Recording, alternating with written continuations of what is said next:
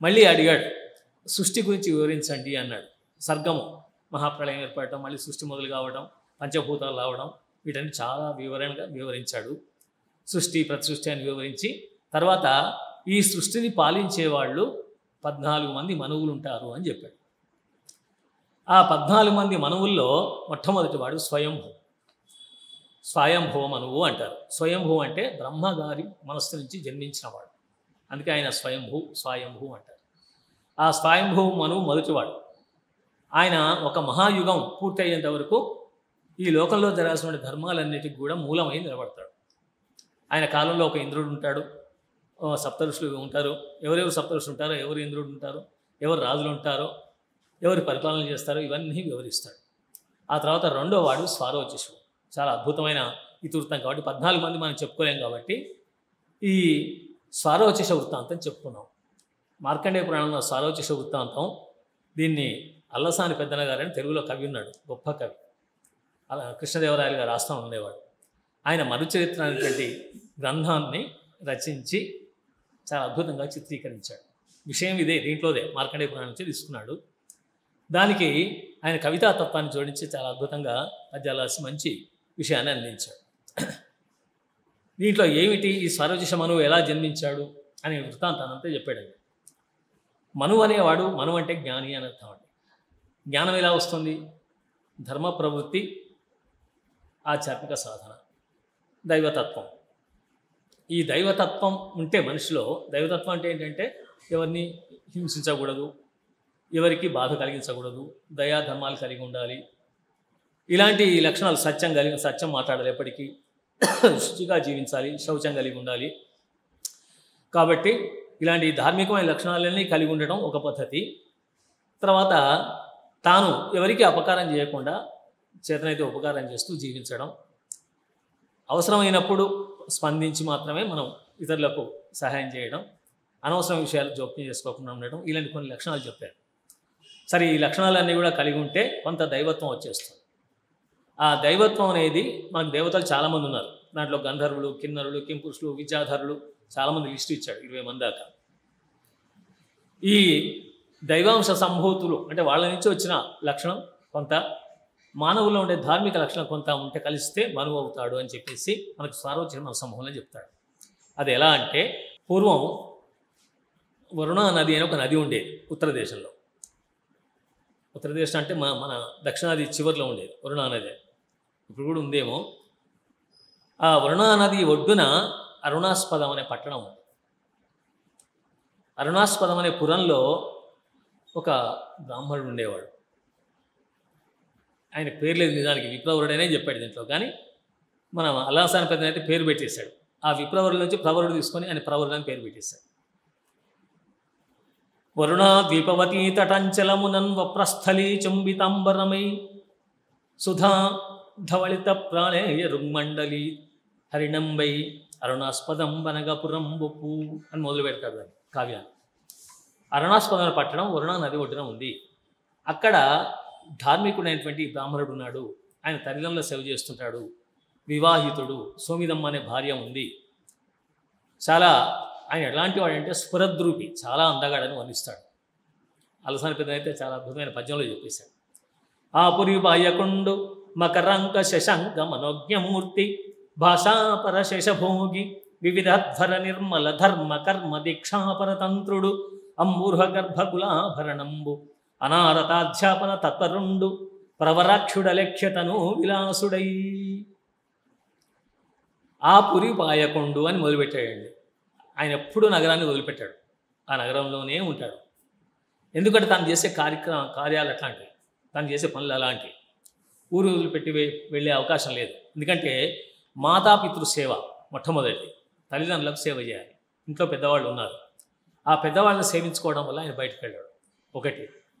రెండవది ధర్మపత్ని సోమిదమ్మ ఎప్పుడు అతిథులు వచ్చినా కూడా మధ్యరాత్రి లేచి వడ్డించేది, ఎంతమంది వచ్చినా సరే.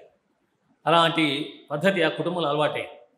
వాళ్లకు భూములు అవన్నీ కూడా వారసత్వంగా వచ్చిన పంట భూములు ఉన్నాయి కాబట్టి పంటలు గింటలకు ఇబ్బంది లేదు, ద్రవ్యానికి ఇబ్బంది లేదు. అందువల్ల ఆయన సంపాదన కోసం వెళ్ళాడు. ఆయనకు సంపాదన అక్కర్లేదు. ఏమైనా ఛాత్రులకు, విద్యార్థులకు మాత్రం వేదాన్నో శాస్త్రాన్నో పురాణాన్నో ఇతిహాసాన్ని బోధిస్తూ ఉంటాడు. ఆ విద్యాబోధ చేస్తూ తల్లిదండ్రుల సేవ చేస్తూ కుటుంబీకుడే ఇక్కడ ఉంటున్నాడు. ఆపురి వాయకుండు ఆయన చాలా అందగాడు. మకరంక శశాంక మనోజ్ఞమూర్తి. మకరంకుడు అంటే మన్మథుడు, శశాంకుడు అంటే చంద్రుడు. ఆ మకరంక శశాంకులు మన్మథుడు చంద్రుడు ఎంత అందంగా ఉంటారో అంత అందగాడు అని వర్ణించాడు పెద్దనగారు. ఆ మకరంకుడు అంటే మకరం ముసలి చిహ్నం గలవాడు మన్మథుడు. కాబట్టి ఆ అంకం వాళ్ళకు ఉంది, ఆ మచ్చ ఉంది ఆ ఇద్దరికి కూడా. ఈయన చంద్రుడు కూడా మచ్చ ఉంటుంది. కాబట్టి ఇద్దరు మచ్చగలవాడు, ఈయన మచ్చలేనివాడు. అలాంటి నిజమైన అందగాడు అని చెప్పేసి వర్ణిస్తాడు. భాషాపర శేషభోగి. చదువులో విజ్ఞానంలో మాత్రం అద్భుతంగా చదువుకున్నాడండి. ఆదిశేషుడు 1000 తలలతో ఏమేమి శాస్త్రాలు, పురాణాలు, ఇతిహాసాలు, వేదాలు చదువుకున్నాడో ఆ ఆదిశేషుడిలాగా ఈయన అన్ని విద్యలు నేర్చుకున్నాడు. సకల విద్యాపారంగా ఆయన 1000 తలలు ఉన్నాయి కాబట్టి అన్ని నేర్చుకోగలిగాడేమో, ఈయన ఒక్క తలతో నేర్చుకున్నాడని చెప్తాడు. భాషాపర శేషభోగి. బాగా చదువుకున్నవాడు, బాగుంది, అందగాడు, బాగుందని చెప్పాడు. తర్వాత వివిధాధ్వర నిర్మల ధర్మ కర్మ దీక్షాపర తంత్రుడు. ఆయన పట్టుదల, ఆయన దీక్ష ఏంటంటే వివిధ అధ్వరాలు, రకరకాల యజ్ఞాలు చేస్తూ ఉంటాడు. యజ్ఞయాగాదుల వల్ల సమాజానికి చాలా మేలు కలుగుతుంది. సమాజం కోసం తనకేదో లాభం కావాలని ఇంకా కోరుకునేవాడు కాదు. అందుకోసం సమాజం కోసం, లోక కళ్యాణం కోసం ఎప్పటికీ యజ్ఞాలు చేస్తుంటాడు. వివిధ అధ్వరములు, అనేక రకాలైన యజ్ఞాలు. నిర్మల ధర్మకర్మ, పవిత్రమైనటువంటి ధర్మకర్మ కార్యాలని చేస్తుంటాడు. దీక్షాపరతంత్రుడు పవిత్రమైన ధర్మకార్యాలు, యజ్ఞయాగాలు చేసేటువంటి దీక్షలో ఉంటాడు ఎప్పటికే. అంబుర గర్భకులాభరణంబు. బ్రహ్మ సృష్టిలో ఇలాంటి వాడు లేడు అన్నంత అందంగా పుట్టినటువంటి వాడు ఆ ప్రవరుడు. అనారతాధ్యాపన తత్పరుండు. అనారతం అంటే ఎల్లప్పుడూ అధ్యాపన తత్పరుడు. అధ్యయనం, చదువుకోవడం చాలామంది చదువుకుంటారు. చదువుకున్న దాన్ని ఇతరులకు అందించగలగాలి. అందించేవాళ్ళను అధ్యాపకుడు అంటారు. అతడు అధ్యాపన తత్పరుడు, విద్యార్థులకు ఆ విద్యను అందించేవాడు. అలాంటి ప్రవరాక్షుడు, ప్రవరుడనే పేరు కలిగిన వాడు. ఈయన ప్రవరుడని పేరు పెట్టాడు. దాంట్లో విప్రవరుడు అని చెప్పాడు మార్కండేయ పురాణంలో మనకి. ఆ మార్కండేయ పురాణం మూలం మొత్తం మన చరిత్రకు. అలేఖ్య తను విలాసుడై. ఆయన శరీరం చిత్రం వేయాలంటే రవివర్మ లాంటి ఆర్టిస్టు కూడా సాధ్యం కాదు అని చెప్పాడు, అర్థం చెప్పాడు. అందువల్ల అలాంటి అందగాడు ఆ ఊళ్ళో ఉంటున్నాడు. వచ్చిన అతిథులందరినీ గౌరవిస్తున్నాడు. ఎవరు వాళ్ళ ఇంటికి వచ్చి ఖాళీగా వెళ్ళారండి. చక్కగా భోంచేసి ఓ పూట ఉండి ఆయన దగ్గర విషయాలు తెలుసుకొని వెళుతూ ఉంటారు. ఎంతమంది వచ్చినా సరే ఆమె భార్య కూడా అలాగే ఉంది, సోమిదమ్మ ఆమె పేరు. వచ్చినందరికీ వండి వడ్డించేది. తినకుండా ఎవరిని పంపేవాళ్ళు కాదు. ఆ కాలంలో అలా ఉండేది మర్యాద. సరే, అతిథులందరినీ గౌరవిస్తున్నాడు. అయితే ఈయన నిరంతరం పాఠాలు చెప్పడం, యజ్ఞయాగాలు చేయటం, తల్లిదండ్రుల సేవ చేయడం ఇది ఇలా జరుగుతుండగా కొంతకాలం గడిచిపోయింది. జీవితం గడిచిపోయిన తర్వాత ఒక్కసారి ఒక ఔషధ సిద్ధుడు వచ్చాడు వాళ్ళ నగరానికి. అరుణాస్పద పట్టణానికి ఒక ఔషధ సిద్ధుడు వచ్చాడు. ఔషధ సిద్ధుడు అంటే అనేక ఔషధాలు తెలిసినవాడు. మామూలుగా సిద్ధులు అంటాం కదా, అలాంటి సిద్ధి పొందినవాడు. ఆ ఔషధ సిద్ధుడు వచ్చి ఈయన గొప్ప అనుష్ఠానపరుడని, నిత్య అగ్నిహోత్రుడని, నిరంతరం అతిథులను గౌరవిస్తాడని ఈ విషయాలు తెలుసుకున్నటువంటి ఆ సిద్ధుడు వీళ్ళింటికి వచ్చాడు. రాగానే చాలా సంతోషించాడు. మహానుభావుడు వచ్చాడు, రండి అని చెప్పేసి ఆహ్వానించి ఆయన పాద నమస్కారం చేసి కూర్చోబెట్టి, ఆసనం మీద కూర్చోబెట్టి పాద ప్రక్షాళన చేసి కాళ్ళు కడిగేసి, స్వామి మీరు పళ్ళు ఫలాలు తీసుకుంటారా, ఆహారం తీసుకుంటారా, మీకు ఏది భిక్షగా ఇవ్వమంటారండి. ఆ సిద్ధులు సన్యాసులు భిక్ష అని ఆ పేరుతో తీసుకుంటారండి ఆహారం. అందుకోసం ఆయన ఏం కావాలో ఏం కోరాడో అవన్నీ తెప్పించి చేయించి పెట్టి ఆయనకు విందు సమకూర్చారు. అలా విందు భోజనం ఆరగించిన తర్వాత, మనం భోజనం అందాం, భోజనం అంటే తినేది అంతగానే ఏం లేదు. విందు ఆరగించిన తర్వాత కూర్చున్నాడు. కూర్చున్న తర్వాత ఈయన ఆశ్చర్యపోయాడు. చూస్తే నాకంటే చిన్నవాడి వయసులో ఉన్నాడు, ఎక్కడెక్కడో తిరిగి వచ్చి ఉంటాడు ఈయన అని చెప్పేసి అనేసరికి, స్వామి మీరు ఏ ప్రదేశాలు చూశారు భూమి మీద అని చెప్పేసి అడిగాడు. అడిగేసరికి ఆయనకు సంతోషం అనిపించింది. ఇంతవరకు అడిగిన వాళ్ళు లేరు. తిరిగివాడు తిరుగుతున్నాడు కానీ అడిగిన వాళ్ళు లేరు. ఎక్కడెక్కడ తిరిగారు అని అడిగాడు.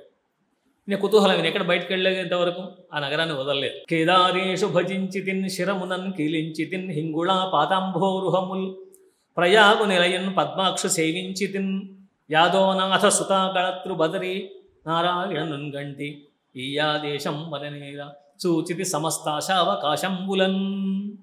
ఈ ప్రదేశం ఆ ప్రదేశం అని ఏంటయ్యా, నేను బదరీ కేదార్ని మొదలుకొని సమస్త క్షేత్రాలు చూశాను. ప్రజాక్షేత్రం చూశాను, ఈ క్షేత్రం చూశాను, ఆ క్షేత్రం అన్ని వర్ణ వసంత వివరించాడు. అవన్నీ చెప్పేసరికి ఆహాహా ఎంత అదృష్టవంతుడు ఆయన, చిన్న వయసులో ఇవన్నీ తిరిగి వచ్చాడు, సాధ్యమా? నేను కనీసం ఊరు వదిలి బయటికి వెళ్ళలేకపోతున్నాను, ఏ క్షేత్రాన్ని చూడలేకపోతున్నాను, ఏ తీర్థంలోకి వెళ్ళి స్నానం చేయలేకపోతున్నాను అని చెప్పేసి మనసులో అనుకొని చాలా సంతోషపడి, స్వామి మీరు ఎలా తిరగలిగారు, ఇది సాధ్యమైందా ఈ చిన్న వయసులో? చూస్తే నాకంటే చిన్నవారుగా కనిపిస్తున్నారు, ఇంత చిన్న వయసులో ఎలా తిరిగారు అని చెప్పేసి అంటే, అయ్యా మేము ఔషధ సిద్ధులం కాబట్టి మేము పాదలేపనం లాంటి వాటిని కాళ్ళకు పూసుకున్నామంటే హాయిగా గాల్లో ఎగిరిపోతాం, క్షణాల్లో సూర్యగమనం కంటే వేగంగా మేము వెళ్ళగలం, సూర్యుడు ఉదయం అస్తమించేలోగా మేము 100 క్షేత్రాలు తిరిగాం. అలాంటి శక్తి మేము సాధించాం, అందుకే మమ్మల్ని సిద్ధులు అంటారు, మాకు అష్టసిద్ధులు వచ్చు, అది కాకుండా మా దగ్గర ఔషధాలు ఉన్నాయి, ఔషధ సిద్ధుడు నేను అని చెప్పేసి ఆ ఔషధాల వల్ల నేను వెళ్ళగలుగుతున్నానని చెప్పేసి అనగానే ఈయన కొంచెం ఆశ కలిగింది.